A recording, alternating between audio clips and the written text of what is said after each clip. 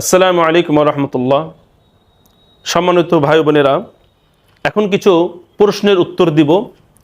আমার অনেক ভাই প্রশ্ন করেছেন, তার মধ্যে একটি প্রশ্ন হলো, এক ভাই প্রশ্ন করেছেন, হুজুর, যদি কেউ কবর জিয়ারত করে তাহলে মৃত ব্যক্তি কি টের পায়?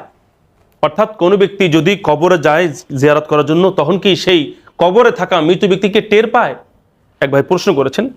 এর উত্তর হলো, প্রথমত আমাদের বুঝতে হবে এই কবর হলো বারজাখ জগতের একটা ঘাঁটি, ভিন্ন একটা জগৎ।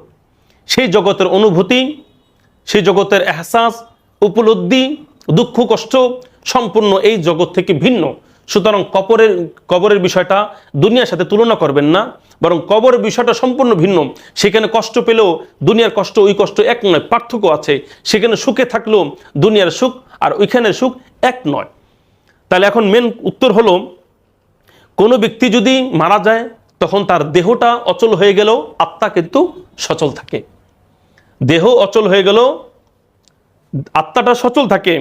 সুতরাং হাদিসের মধ্যে আছে যে কোনো ব্যক্তি যদি কবরস্থানে যায়, সেখানে গিয়ে যদি সালাম করে, তাহলে সেই কবরে থাকা ব্যক্তিরা তার আগমন এবং তার সালামের উত্তর দেয়, তার আগমন তারা টের পায়।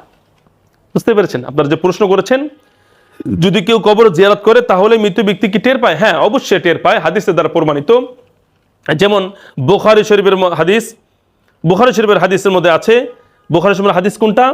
1338 নম্বর হাদিস। এই হাদিসের মধ্যে আছে, ইন্নাল আবদা ইযা উদিআ ফি কবরিহি, বান্দাকে যখন কবরে রাখা হয়, ওয়া তাওয়াল্লা আনহু আসহাবুহু, তার বন্ধুরা যখন চলে যাওয়ার সময় হয়ে যায়, যখন বন্ধুরা চলে যায়, মাটিতে দাফন করে যখন চলে যায়, যখন চলে যায় সবাই তো হেঁটে হেঁটেই তো যায়। যখন হেঁটে হেঁটে যায়, ওয়া ইন্নাহু লা ইয়াসমাউ, তখন ওই মৃত ব্যক্তি শুনতে পায় করআ নিআলিহিম, সেই দাফন করা ব্যক্তিদের পায়ের জুতার আওয়াজ। বুঝতে পেরেছেন? তাহলে যারা কবর পাশ দিয়ে হেঁটে যায় তাদের পায়ের হাঁটার আওয়াজ, জুতার আওয়াজ এই কবরবাসীরা শুনতে পায়, কবরবাসীরা টের পায়। এরকমভাবে আপনারা জানেন, আল্লাহ নবী বলেছেন, যখন তোমরা কবরে যাও কবরবাসীদেরকে সালাম দাও, কারণ তারা সালামের উত্তর দেয়।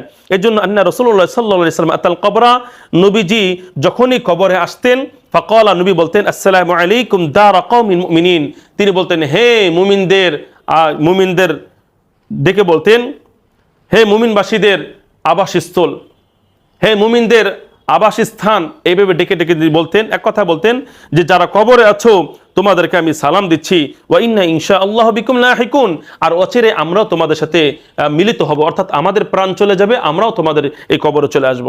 তাহলে সম্মানিত ভাই বোনেরা, তাহলে এই প্রশ্নের সংক্ষিপ্ত উত্তর কি?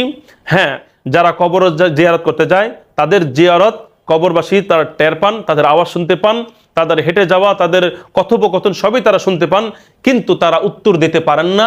আর তাদের এই শ্রবণ করাটা, অনুভব করাটা বাংলাদেশ বেঁচে থাকা মানুষের মতো নয়। এই জন্য এই উত্তর আপনারা পেয়ে গেলেন।